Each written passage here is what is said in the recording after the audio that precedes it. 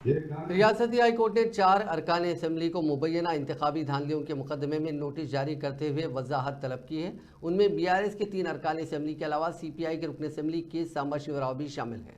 खैरताबाद से BRS ticket पर कामयाबी हासिल करने वाले दानम नागेंद्र के खिलाफ कांग्रेस उम्मीदवार विजया रेड्डी ने रिट पिटीशन दाखिल करते हुए नागेंद्र के इंतखाब को कलअदम करार देने की दरख्वास्त दी।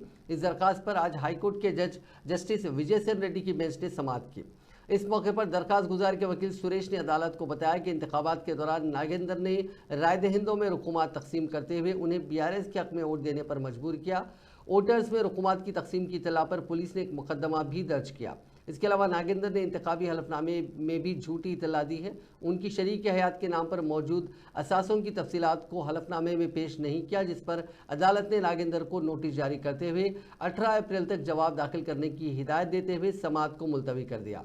नागेंद्र के अलावा 3 अरकान असम्बली के खिलाफ भी शिकस्त खोर्दा उम्मीदवारों ने हाईकोर्ट से रुजू होते हुए उन पर इंतखाबी हलफनामे में झूठे बयान देने, राय दहिंदों में रुकुमात तकसीम करने और दीगर इंतखाबी ज़ाब्ते अखलाक की खिलाफ वर्जी के इल्ज़ामात आयद किए हैं, जिस पर हाईकोर्ट ने आज BRS के 3 अरकान असम्बली दानम नागेंद्र के साथ मागंटी गोपीनाथ और कोवा लक्ष्मी के अलावा कोत्तागुडम के CPI रुकन असम्बली के सांबा शिवराव को नोटिस जारी करते हुए जवाब देने की हिदायत दी।